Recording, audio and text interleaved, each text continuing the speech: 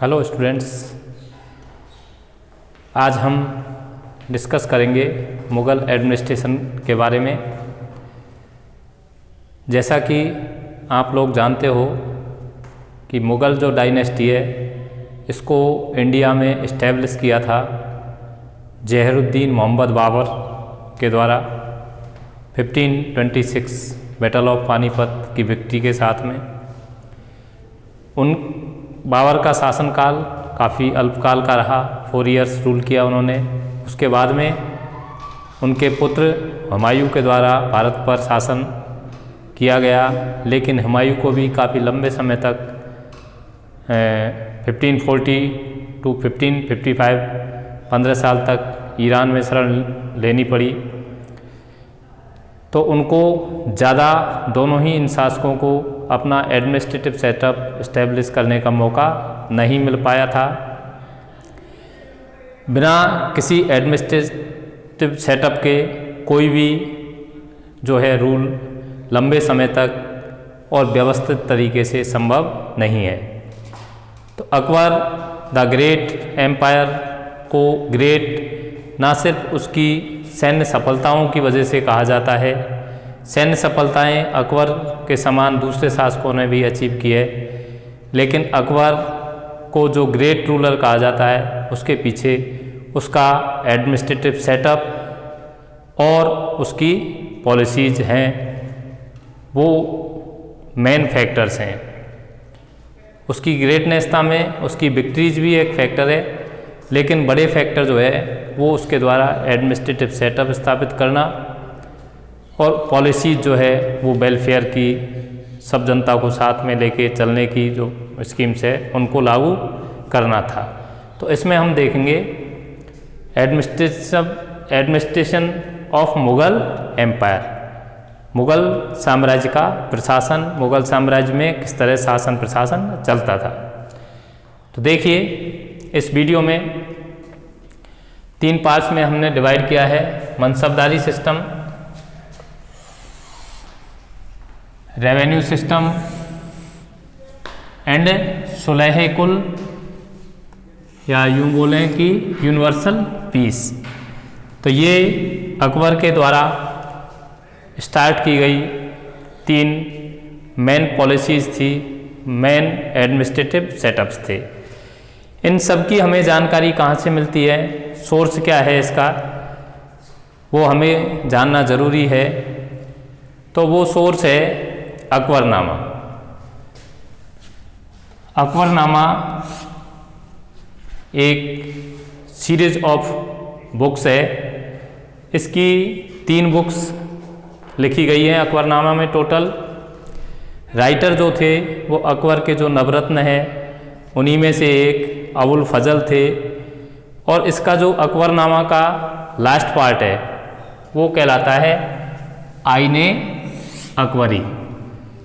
और इस last part में ही हमें मुग़ल एडमिनिस्ट्रेशन की जानकारी लॉट ऑफ मात्रा में मिलती है। तो ये हुआ हमारा source, historical source about information of administrative setup of Mughal empire. हम सबसे पहले अब डिस्कस कर रहे हैं मनसबदारी सिस्टम को। मुग़लों ने, देखिए, an individual who holds a mansab meaning a position और रैंक। यहाँ आप लोग ये समझ ले कि अकबर के और मुग़लों के जो बड़े ऑफिसर्स थे, मिलिट्री ऑफिसर्स और सिविल सर्वेंट्स, उन सभी के पास कोई ना कोई मनसब होता था। मनसब को फिर, मनसबदारी जो सिस्टम है ये 2 पार्ट्स में डिवाइड था, जात एंड सवार। जात जो है क्या थी, सवार क्या थी, इसको आप लोग आगे समझेंगे।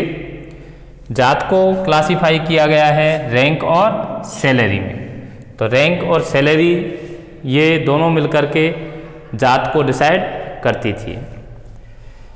यहाँ देखिए जात क्या है, क्या थी। Rank and salary were determined by a numerical value called जात। तो रैंक एंड सैलरी ये दोनों डिटरमाइंड करती थी ए न्यूमेरिकल संख्यात्मक वैल्यू, वो कहलाती थी जात। अब देखिए सवाल, mansabdars military responsibilities required him to maintain a specific number of sawar cavalry man.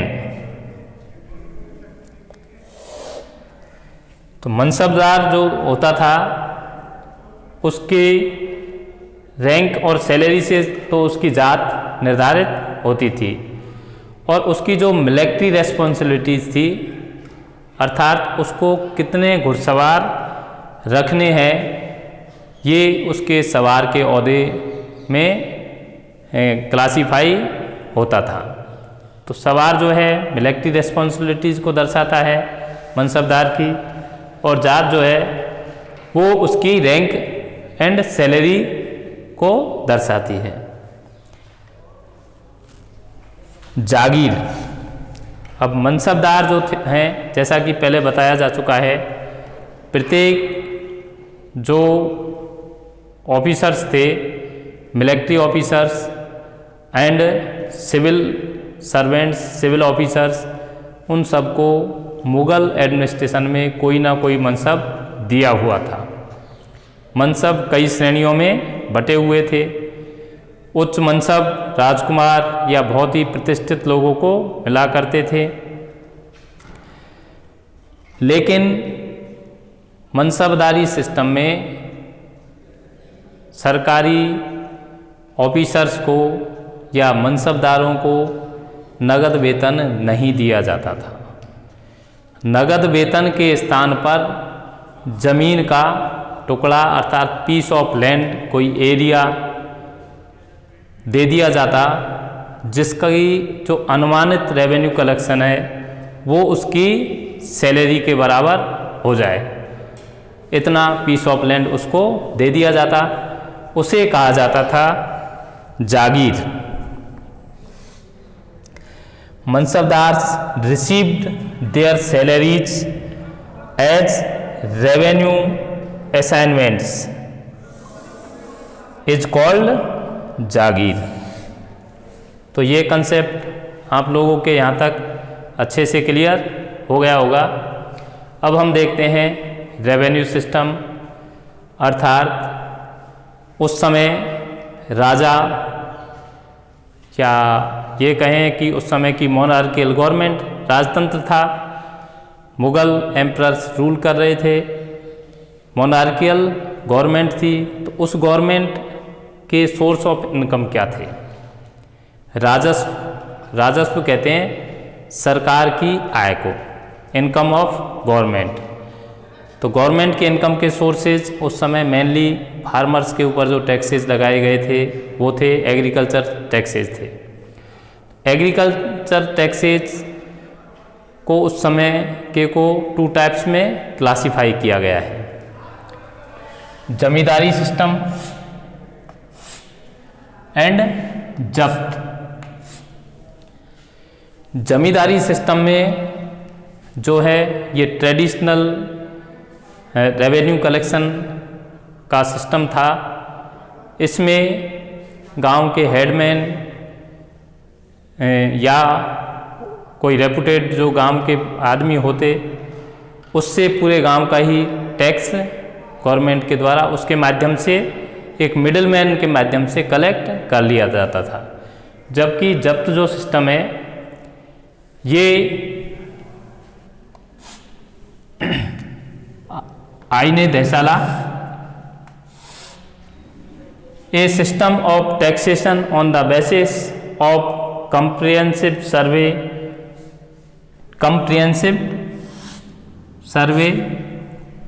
tax was fixed on each crop in cash money. Tax was fixed or cash money. आईने देसाला जो है ये अकबर के फाइनेंस मिनिस्टर टोडरमल जो कि नवरत्नों में से एक थे। आपको अकबर के नवरत्न जो हैं, यहाँ पर आपके लिए क्वेश्चन है, उनके नाम याद करने हैं, सर्च करने हैं और वो होमवर्क में भी करना है। टोडरमल जो फाइनेंस मिनिस्टर थे अकबर के, उन्होंने नया रेवेन्यू कलेक्शन का सिस्टम लॉन्च किया, आईने देसाला या जब्त। 1570 टू 1580 का सर्वे करवाया गया, प्रत्येक क्रॉप का, प्रत्येक एरिया वाइज, प्रत्येक प्रोविंसेस वाइज, और उसके एवरेज के आधार पर एक फिक्स फसल की फिक्स रेवेन्यू रेट जो है वो निर्धारित कर दी, और वो रेवेन्यू रेट भी जो थी वो फिक्स्ड कर दी गई और उसे कैश में लेना था। जबकि जमींदारी सिस्टम में उपज का 1/3 1/3 पार्ट जो है वो हेडमैन को उनको दे दिया जाता और वो लोग फिर जमा करवा देते थे उसको राजकोष में। फिर से एक बार जमींदारी सिस्टम को फिर समझते हैं हम। Peasants paid taxes through the rural elites headman and chieftain. तो इन मीडिएटर्स के माध्यम से जो है वो टैक्स गवर्नमेंट को दिया जाता, वो सिस्टम कहलाता जमींदारी सिस्टम। तो बड़ा अंतर जब्त और जमींदारी में ये है कि जब्त में कोई मिडिलमैन नहीं होता था, जबकि जमींदारी सिस्टम में हेडमैन या मिडिलमैन होते थे। ओके, अब हम देखते हैं आगे सुलह कुल या यूनिवर्सल पीस। अकबर का डिफरेंट सेक्टर्स में बहुत ही इम्पोर्टेंट रोल रहा है, इसीलिए हिस्ट्री में इतने रूलर्स हुए हैं, लेकिन इंडियन हिस्ट्री में ग्रेट जिन रूलर्स के नाम के साथ जुड़ा हुआ है वो अकबर है या मौर्यन डायनेस्टी के अशोका है। सुलह कुल, अकबर जो है वो प्रजा को, पूरी प्रजा को अपनी संतान की तरह समझता था। धर्म, जाति या किसी भी आधार पर कोई डिस्क्रिमिनेशन नहीं करता था। सभी को साथ में लेके चलने की उसकी पॉलिसी थी। प्रशासन के सभी पदों पर सभी धर्मों के, जाति के लोगों को प्रतिनिधित्व दिया जाता था। शांति की पॉलिसी जो है पब्लिक के बीच में, वो भी पब्लिक वेलफेयर के माध्यम से चलाई जाती थी। This idea of tolerance did not discriminate between people of different religions in his region. अर्थात ये जो है सुलह कुल का आइडिया, इसके आधार पर अकबर अपने साम्राज्य क्षेत्र के लोगों के बीच धार्मिक आधार पर किसी भी प्रकार का कोई भेदभाव नहीं करता था। स्पेशली आप लोग अपनी टेक्स्ट बुक में पढ़ेंगे उसकी राजपूत पॉलिसी। राजपूत जो कम्युनिटी बहुत ब्रेव कम्युनिटी थी, उसका सहयोग ही उसको इसलिए मिला कि उसने रिलीजियस टैक्स जो था जजिया, जो कि सिर्फ हिंदू मतलब नॉन मुस्लिम्स से लिया जाता था, उसको समाप्त कर दिया। राजपूतों के साथ वैवाहिक संबंध स्थापित किए। इन सारी चीज़ों, ये सारी पॉलिसीज उसकी सुलह कुल की के एक टूल्स थे। Akbar was introduced a new religion दीन ए इलाही इन 1582। अकबर का धार्मिक जो है जिज्ञासा भी उसकी बहुत ज़्यादा थी, इसलिए उसने उसकी जो कैपिटल थी फतेहपुर सीकरी थी। शेख सलीम चिश्ती जो है सलीम चिश्ती की जन्मस्थली थी और उसी आधार पर उससे उसका अकबर का विशेष अटैचमेंट था। फतेहपुर सीकरी में उसने अपनी कैपिटल बनाई, वहाँ इबादत खाना बनवाया। इबादत खाने में सभी धर्म के लोगों को वो बुलाता, चर्चाएं करता और एक परम सत्य को जानने की कोशिश वहाँ की जाती। सभी धर्मों के संतों से बात करने, उनकी चर्चाएं सुनने, परिचर्चाएं, तर्क सुनने के बाद अकबर इस निष्कर्ष पे पहुंचा कि सभी जो धर्म है उनमें सत्यता है, लेकिन पूर्ण सत्यता भी नहीं है। कई मामलों में उनके अंदर कट्टरता है और आडंबरवाद है, अतार्किक बातें हैं। इसलिए अकबर ने अपना एक धर्म चलाया 1582 में, दीन ए इलाही अबुल फजल के परामर्श पर। अब आप लोग यहाँ देखेंगे कुछ टर्म्स अकबर ने अपने साम्राज्य को, और उसके बाद में अकबर के जो सेटअप है उसको अन्य रूलर्स ने भी अडॉप्ट किया था, मुग़ल रूलर्स ने। तो सूबे में बांट रखा था अपने पूरे साम्राज्य को, कई सूबों में अकबर के द्वारा बांट रखा था। सूबों का जो एडमिनिस्ट्रेशन है, प्रशासन है, उसको चलाने के लिए जो पोस्ट्स, कौन कौन से प्रमुख पदाधिकारी होते थे, उनके बारे में ये कुछ संक्षिप्त जानकारी हम यहाँ लेंगे। Subah, the Mughal empire was divided into provinces called subah. Mughal साम्राज्य जो प्रोविंसेस, प्रांतों में बटा हुआ था, उन प्रांतों को उस समय सूबा कहा जाता था। सूबे के एडमिनिस्ट्रेशन के लिए सूबेदार होता, दीवान होता, बख्शी, सदर, फौजदार एंड कोतवाल। तो इस प्रकार से ये 6 ऑफिसर्स थे जो कि डिफरेंट क्षेत्र में, डिफरेंट उसमें रेस्पॉन्सिबल थे एडमिनिस्ट्रेशन के लिए। सूबेदार जो था वो एडमिनिस्ट्रेटिव ऑफिसर होता था सूबे का, एडमिनिस्ट्रेटिव ऑफिसर होता था सूबे का, like a district magistrate in present time. वर्तमान समय में जिस प्रकार से जिला कलेक्टर की जिम्मेदारियां होती है, कुछ उसी प्रकार की जिम्मेदारियां सूबेदार की हुआ करती थी। दूसरा जो ऑफिसर होता था वो दीवान होता था। ये होता था फाइनेंशियल ऑफिसर ऑफ ए सूबा। तो सूबे का जो फाइनेंशियल ऑफिसर होता था उसे दीवान कहा जाता था मुग़ल डायनेस्टी के दौरान। बख्शी जो होता था ये मिलिट्री पे ऑफिसर होता था। मिलिट्री या जो है सिपाहियों को पेमेंट देना, और उनका काम बख्शी का होता था। सदर है, ये रिलीजियस एंड चैरिटेबल ऑफिसर होता था।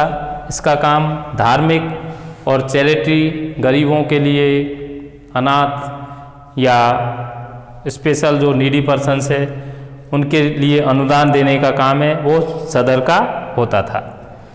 फौजदार है, ये मिलिट्री कमांडर होता था, मिलिट्री ऑफिसर्स होता था।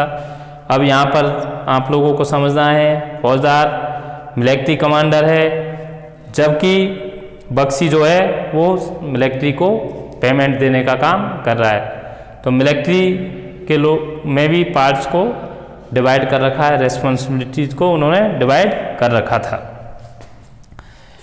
लास्ट है आपके कोतवाल। कोतवाल जो है ये टाउन पुलिस ऑफिसर होता था। तो कस्बे का पुलिस अधिकारी होता था, जिसका काम होता था कस्बे में, शहर में शांति व्यवस्था बनाए रखना। इस प्रकार से आपका ये वीडियो कंप्लीट होता है। इस वीडियो में